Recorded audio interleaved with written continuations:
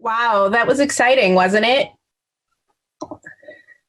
Congratulations to Duck Size Horses and Honey Nut Cheerios for making it to the final, and Honey Nut Cheerios for the win. We're excited to announce that two of our sponsors will be offering internships to the students who participated in the 7 BWSI 2020 courses.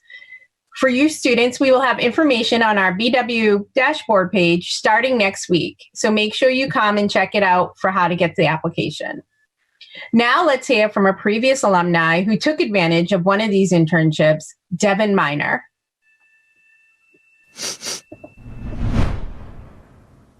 Hi, I'm Devin Miner. I am 19 years old. I was in the UAV group at Beaver, and I'm currently studying computer science at Tufts University.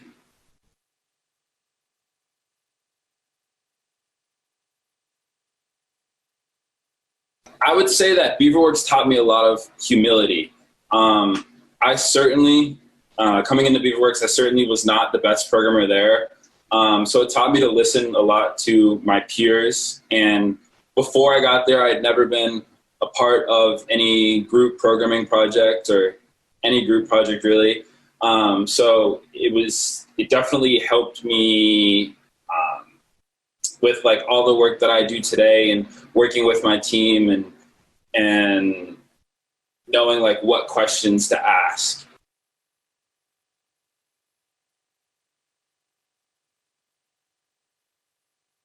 In high school, I still remember it, junior year of high school, my favorite computer science teacher came up to me and told me about Beaverworks and this program that I could apply to get involved with all this technology during the summer in a team aspect, and it was at MIT. And initially when I heard about it, I was like, I'm not really sure that, like, I'm interested, but he definitely pushed me to apply, and I'm so glad that I did apply, just because it was so influential and everything that has happened to me since then. But a similar thing happened with the Raytheon internship. So when they had told us about the Raytheon internship, I definitely didn't think I was good enough to apply. Like I had said before, I definitely didn't think I was the best programmer at Beaverworks, so I didn't think that I was going to get the internship. But my same teacher suggested that I should definitely apply, and luckily I got the internship, and they invited me back for a second year, so here I am today working with the same team.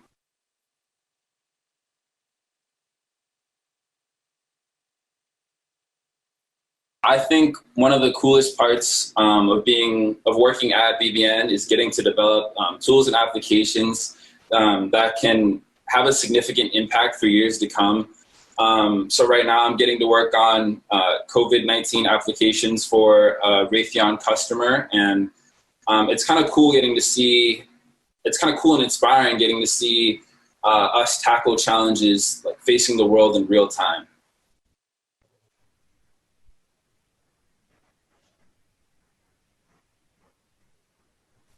So even if you don't think you're good enough, definitely apply and show interest and just make yourself available. Good afternoon again. I was very impressed with all the presentations and projects that I saw this afternoon. What I would like to do now is start to call up instructors and classes so that they can announce their team awards and class awards. We're going to start with Ryan Soklaski from Cogworks. And then after Ryan, we'll talk with Rebecca Aronson from CubeSat. Go ahead, Ryan. Thanks, Joel. Hey, BWSI, it is good to see you all. I've interacted with a lot of you through the BWSI online course. You probably know me from the Python online course and Pizza Shop, which just rained terror through the masses. So I hope you know how to compute taxes properly now. We don't actually have any awards for the cogworks class this year because I felt that too much was hinging on students' abilities to edit videos in keen ways. So instead, I just want to express my gratitude to all of the students for working so hard for the 4 weeks. So actually, truth be told, I was not planning on offering this course virtually this year because of the current circumstances. I thought that taking things online would remove a lot of the special qualities of the course and frankly would be insurmountable. But the more I started thinking about it, the more I started thinking about how much I would miss this experience and the excitement that I have to meet, 25 plus bright students every single year. So you all are probably too young to have seen Mighty Ducks Part 2, but you should all watch Mighty Ducks Part 2 because it was like that. I was like Coach Bombay, and I went through and found all my old teammates. Peter Griggs from 2017, Vishnu, Sam, Darshan from cogworks 2018, and Vaishnavi and Megan from cogworks 2019, who formed my elite TA staff. They were absolutely phenomenal this year and really were the keys to success for taking cogworks virtual. Just my unending gratitude to all 6 of you for putting in so much hard work every single day. And my students, the success of this course is not just because you are all so bright. Your willingness to shoulder the added responsibility of taking on a full month of really hard work, your kindness and respect that you show towards each other, your creativity and the energy that you bring to every single day made this entire course possible. If even just a couple of you didn't want to play ball, it would change the nature of this entire thing. But instead, we were all in it together and really eager to see how far we could push ourselves and how many cool things we could learn and have fun while doing it, right? Remember, smiley face and big brain at the same time. So thank you for making this an incredible experience for me and for everyone else. It is the greatest honor to be able to teach all of you. It is absolutely profound what I get to experience by participating in this with all of you. So it means a lot. And I hope that we can all stay in touch and that we can guide each other into the future and to find new and exciting ways to improve ourselves. So next time you go order a couple of burritos, accidentally order a third one for me. Thank you, Ryan. Rebecca, are you ready to talk about the CubeSat class and wrap that? Yes, thank you, Joel. Like Ryan, I wasn't sure about taking the CubeSat course, a very hardware-centric course, virtual. With the help of my incredible TAs and instructor team, I made over 25 CubeSat kits sent out to students, and it was an incredible experience working with everyone, even in this virtual remote setting.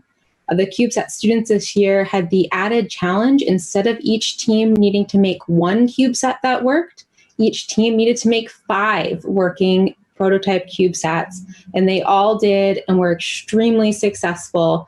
So I'm very proud of all of you and had a great time working with you. I always say to my class, the rules are made up and the points don't matter, but we do have places for our final project. So I will go ahead and announce those now. But before I do, I just want to let you know you all are winners if you learned something and you all did a great job. The scores were very close, but in 3rd place, we had OddSat. So congratulations, OddSat. In 2nd place, and this was very, very close between 1st and 2nd place, but pulling out in 2nd place was Beaver. Congratulations, Beaver. And finally, in 1st place, doing an excellent job, working very, very hard, was BYJ Cube. Congratulations to all of the teams. I do want to give a shout out to each of you who, even if you didn't get a top place, you did amazing. And we've had a great time working with you. Thank you all. Thank you, Rebecca. I want to encourage you to cheer on your classmates in the chat. I see lots of things already, hearts and happiness and thumbs up. So I encourage you to go ahead and keep doing that. I would like to call up Gabriel Pasquale next for embedded security. And after that, we're going to have Jordan Montgomery step in. All right. Hey, BWSI. I'm the lead instructor for embedded security and hardware hacking. Over the past month, our students have been studying embedded systems programming, cryptographic algorithms, and various classes of vulnerabilities. They've applied this knowledge to designing, implementing, and attacking a system which provides remote software updates. This past week, the students had an opportunity to attack each other's designs and were awarded points if they were successful. So without further ado, I'm now going to go ahead and announce the first, second, and third place winners of the 2020 Embedded Security and Hardware Hacking Design Challenge. So in third place with 2,335 points, this team was successful in attacking a team's design with only a few hours left in the competition.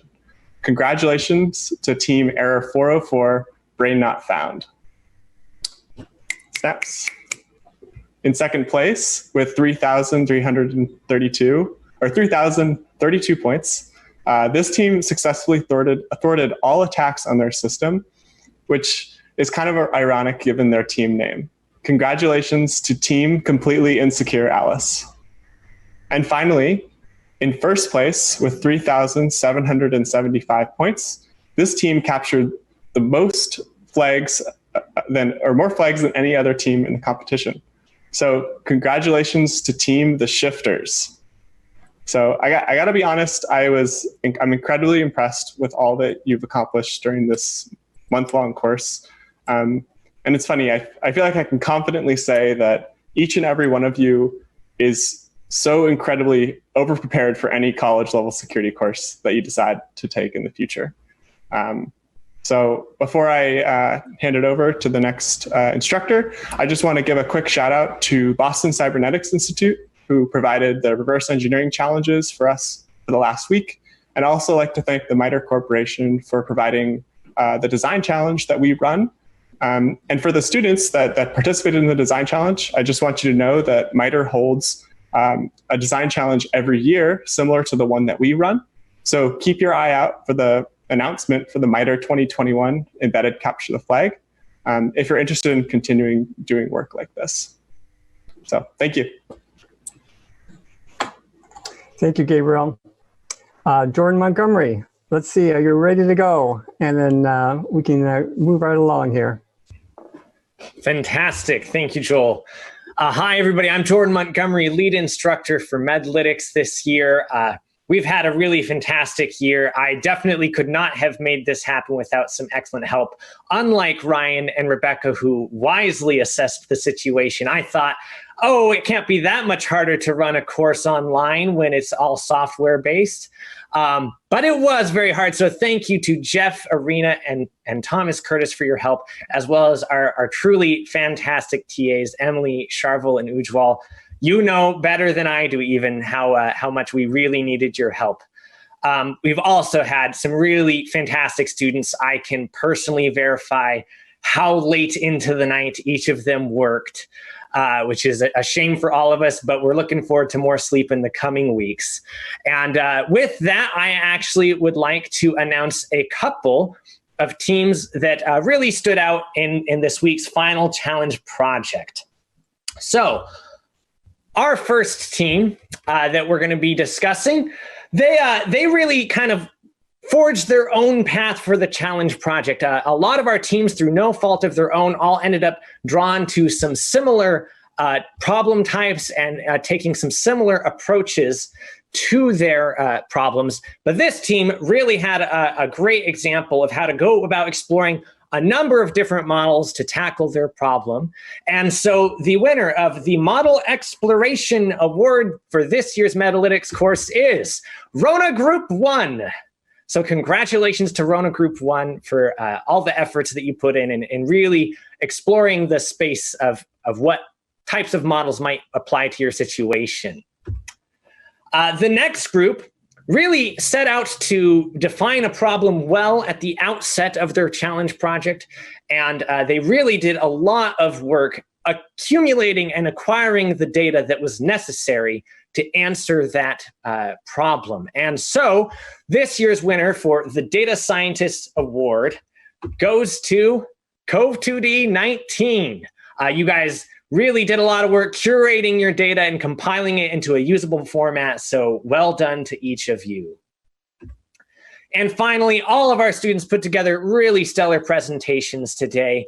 But we instructors had an opportunity to meet, and our agreement was that just eking out a bit of everyone else in terms of quality and clarity, we thought that the award for best presentation this year should go to Neuro Bureau. So congratulations to you for that as well. Again, all of our students, fantastic. We will miss you dearly in the coming weeks, and we hope that you all are able to get a bit more sleep too.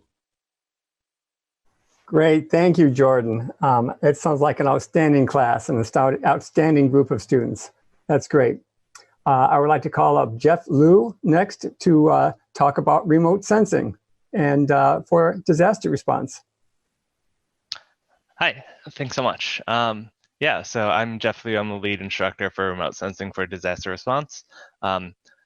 Yeah, like many of the other instructors, I was hesitant about taking this class online because there were a lot of components last year that had to be done in person and was hard to translate into a fully online setting.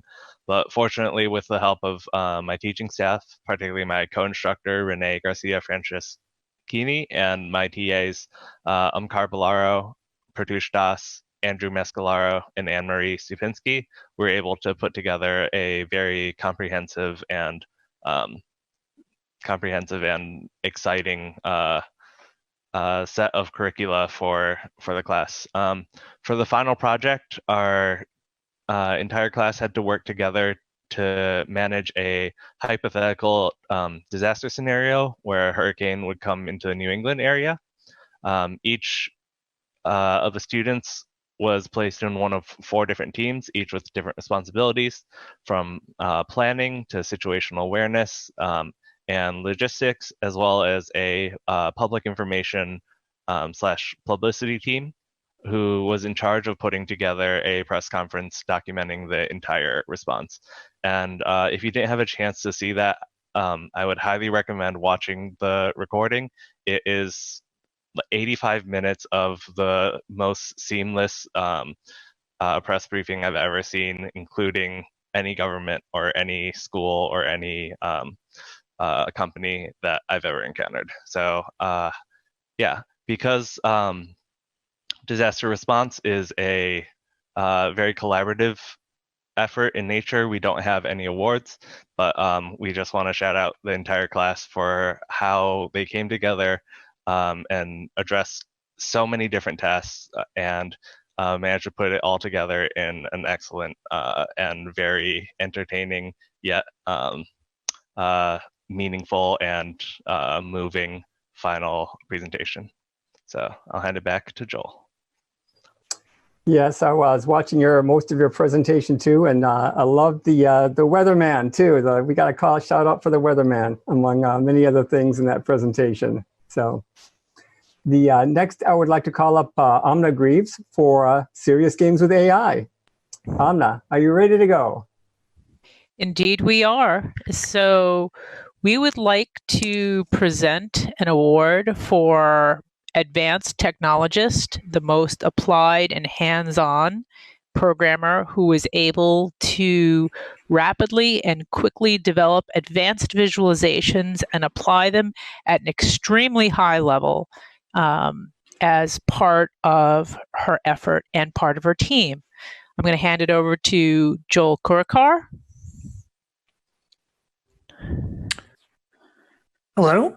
So my name is Joel Kurakar. I was one of the instructors for the Serious Games and AI course. It was a first-year course, and we tried to pack a lot in. And one of the things that we tried to pack in is how you can include artificial intelligence methods like reinforcement learning within a serious game environment. We had one person who really stood out above everyone else in this regard, particularly in developing the RL agent and visualizations to help understand it. And so we would like to present that award to Amy D'Angelo. Everyone, round of applause for Amy. It was very well done. We were very impressed, and definitely some standout work. And I want to reiterate what... this video demonstration of a live visual update of the game states while the RL is training. So right now, it's only set to train for 1,000 steps. This agent has no prior training. There are 2 graphs, one for the types of NPCs in the game, and one for the score update. The graphs are being updated every game that the agent runs through. So it doesn't look like it's making much progress at all. But let's take a look at the result. So here, I'm going to show you the agent that was just trained in the last video actually play the game. Remember, it was only trained for 1,000 steps, which is not a lot. It's not doing too well, which is to be expected. The score has improved a little bit, though. Improvements in score are measured by the slope of the score and not the actual value. So a very steep slope is a good thing, and a flatter one is a bad thing. Let's take a look at how it performs after 2.5 billion iterations. So 2.5 billion steps later, we finally let the machine actually play the game. Then I played the game myself, and we compare the performance. The machine's on the left, and I am on the right. If you look at the score chart, the machine did very well in the beginning, but I ended up getting a higher score over time. I'd also like to mention that this is just one of the results of the machine's gameplay. We ran it many times with this trained model, and we were surprised every time by what we saw. I would like to thank Amy and her team, and she really led them to an outstanding product. Thank you, Amy. Thank you, Amna. Thank you, Joel. And for a first-time course, I was incredibly impressed with Serious Games with AI, how well it pulled together and how well it was organized. So usually there's a little bit of figuring things out, but the course went great, and it shows in the student projects and the way everybody pulled together. So it was absolutely great. I want to call up Ramamurthy Bhagavachala. How'd I do, Ramu? And to talk about the PIPAC program, another first-time program for BWSI. Thanks, Joel. Nearly there. We'll practice it a bit more. But that said, I was a lead instructor for the PIPAC independent project, which is both a new format for BeaverWorks in addition to obviously a new topic where the students developed and collected data and developed algorithms and performed analysis regarding contact tracing using Bluetooth technology. We, as an independent project, there is obviously a little bit less structure than the other courses, though we did give out awards in the sense of the submitted papers, of which we had a little over 130 of them. The top 10 were recognized for special recognition, and their names were read out during the PIPAC session as well, and they will receive plaques indicating as much. Those will be sent out later. In addition to all participants who completed the requirements of the project will receive a certificate of completion, which will be sent out at a later date. So do not worry. If you have not heard about it yet, it does not mean. Give us time, and if there's still issues, we'll address it then. With that said, I just want to echo a lot of what we at BeaverWorks have learned over the years, and what I would normally address in terms of running the USR course, which is my usual course I run, but in these environments, we're not ready to hand drones out to students without supervision. So that being the case, we continue to always be impressed by both the capabilities of the students, but how eagerly they drive efforts forward without us having to poke or prod them. It's a great hallmark of a passionate and disciplined researcher, which we have seen a lot of great signs of in the PIPAC independent project. So with that, I'll hand it back to Joel. Thank you, Ramu. And let's all hear it one more time for our students and their awards and the instructors as well. Make sure you cheer them on in chat. Now I'm going to hand it over to back to Lisa.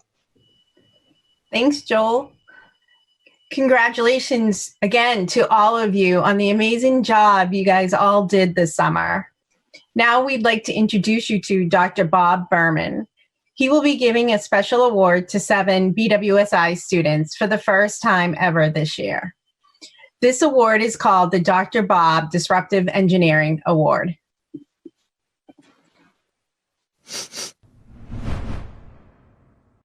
Hi, I'm Bob Berman, MIT class of 1970, PhD 1975. I want to explain why I established a prize for disruptive engineering at the BeaverWorks Summer Institute. Why a prize? I recall from my high school days that I was awarded book prizes for mathematics and chemistry. I enjoyed the recognition, and I continue to build on the knowledge, skills, and abilities for a lifetime. So I'm paying it forward. Why disruptive engineering? In their time, gunpowder, the printing press, movies, manned flight, radar, and computers were all disruptive technologies. Perhaps some of the projects you have been working on this summer will grow to be disruptors as well. As members of the BWSI, you have exposure to MIT's and Lincoln Laboratories' project-based learning.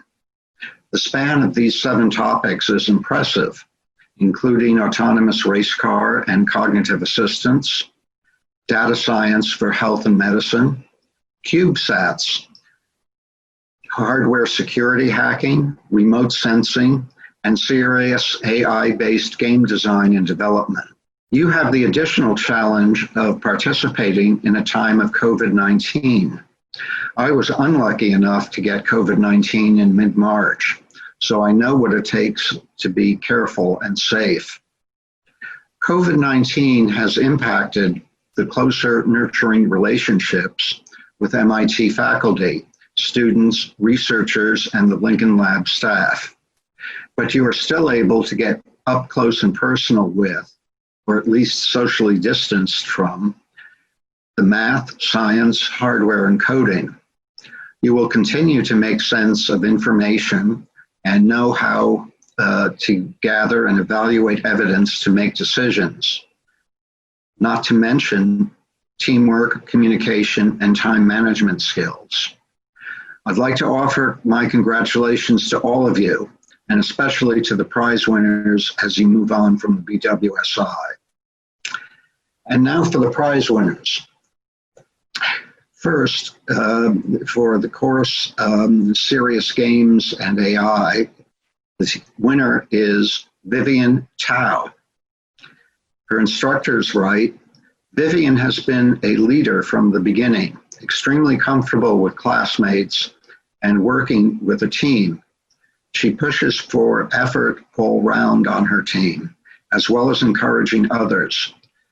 Her technical abilities are superb, demonstrating analytical as well as social leadership, equanimity, and creativity. Vivian's abilities and style merit commendation. Congratulations, Vivian. For the course Metalytics, the winner is Xiang Huang.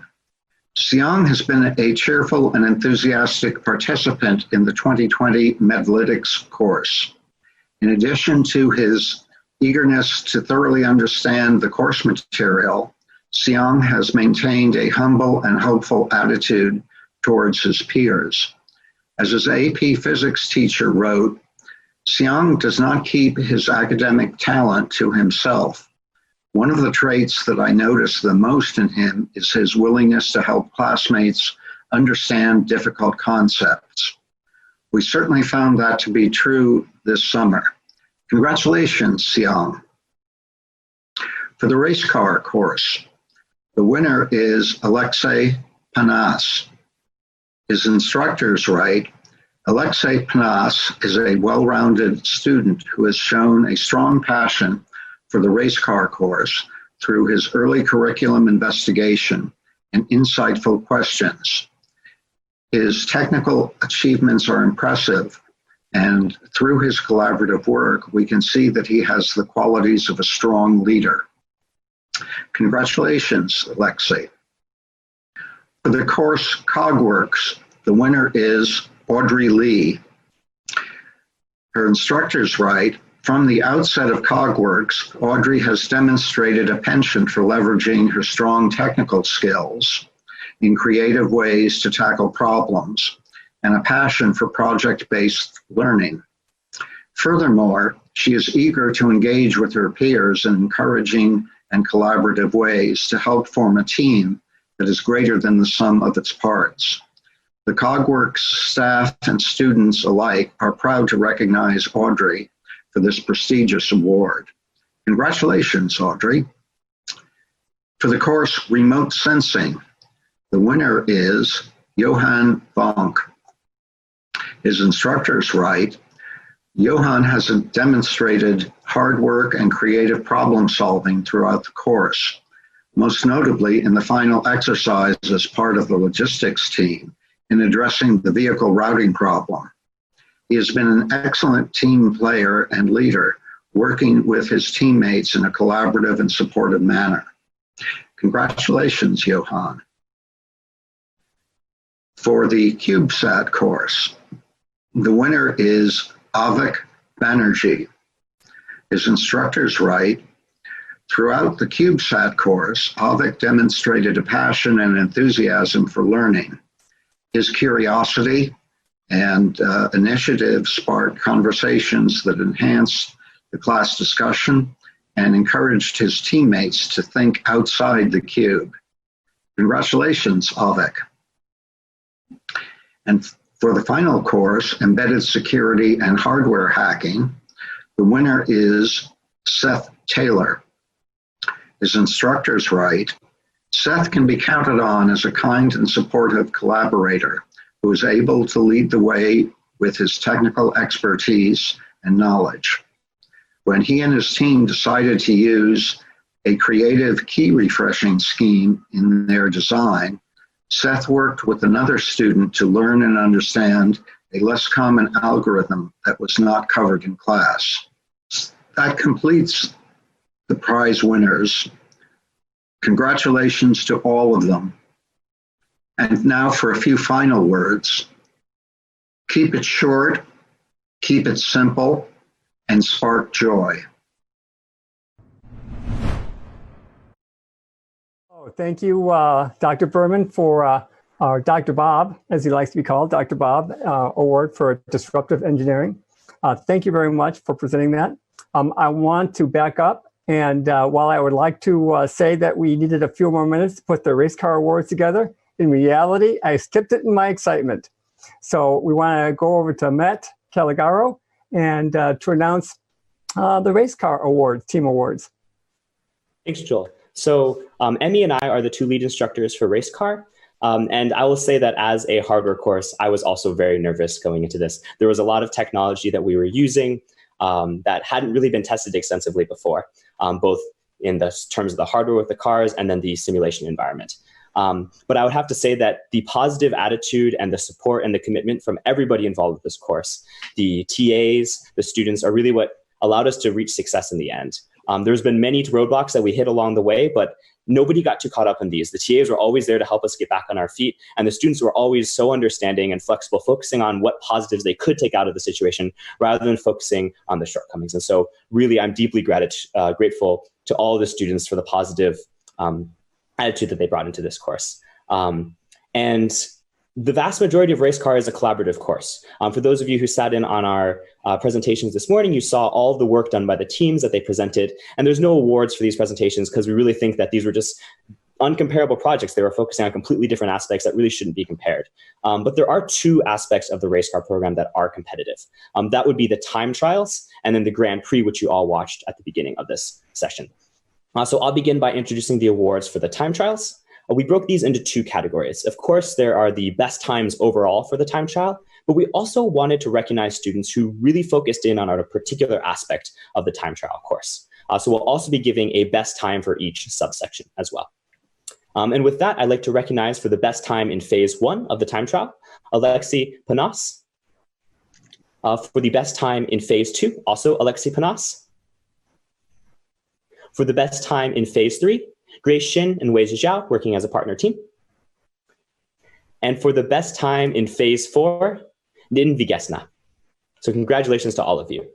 And then for the overall best times for those students who completed the entire course, in third place, we have Mike Wimmer. In second place, we have Evan Katz. And coming in at first place, Sean Sun. Can we get a round of applause for all of them? Congratulations. Congratulations to everyone for doing so well during their time trials. It was very impressive. And we'd also like to remind everybody about the teams that won the Grand Prix and also give them a chance to be recognized through their names. So congratulations to our second place winner, Duck Size Horses. That's Lasia Chaka, Emma Mashalaro, Weijia Xiao, and Grace Shin. Fantastic job, guys. And to our first prize winner for the Grand Prix, Honey Nut Cheerios, congratulations, Hitansh Kaur, Evan Katz, Sean Sun, and Romario Williams. Fantastic job, everyone. Can we get another round of applause for our Grand Prix winners? Thank you so much for your dedication and hard work. And if not for that, for the amazing entertainment value that the Grand Prix and the time trials have given us. Thank you very much, Emmy and Matt. It was great to see the race car running this year. It really was. We were worried when it went virtual that it wouldn't happen, but glad you and your Harvey Mudd colleagues and the Lincoln Lab staff all stepped in to run that. We're getting close to the very end. I would like to introduce Dr. Jennifer Watson from Lincoln Laboratory to say a few closing remarks before we go back to Lisa. Thanks.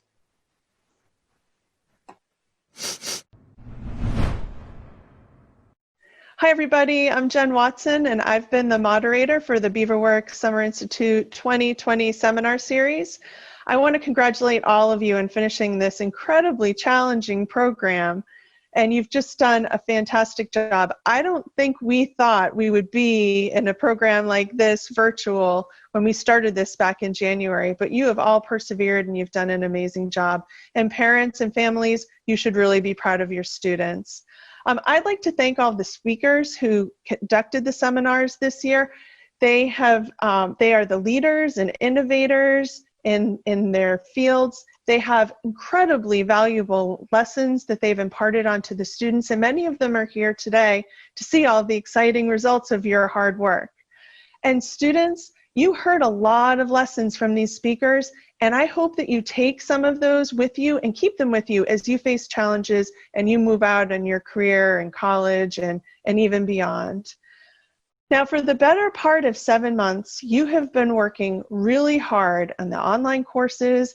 I want you to think about all the challenges that you faced. You had hardware bugs, you had software bugs, things that you just thought probably in the moment were insurmountable. Now take a look back at what you've accomplished.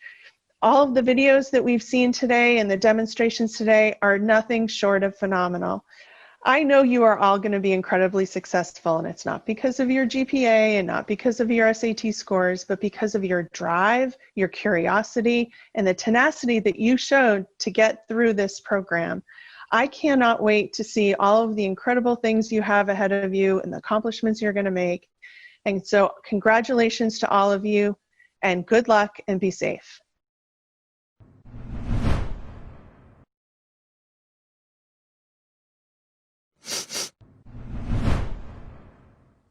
Congratulations. You're all cool-looking Beaver ballers today, just like me. Stay safe and stay in touch. We are always very sad at this point in the event. We've all made new friends, lots of memories that are going to stay with us forever. We're able to watch your presentations today, and we are always amazed by everything you all accomplish. We hope that you're able to make good use of the knowledge that you've gained here at BWSI. We aren't saying goodbye. The BWSI staff is just wishing you good luck in your future, and remember to stay in touch. That's the end of the program, and you'll all be able to find everything you saw today or you didn't get a chance to see today on our YouTube channel. See you all later. Now watch for the final video in the student name, staff scrolls.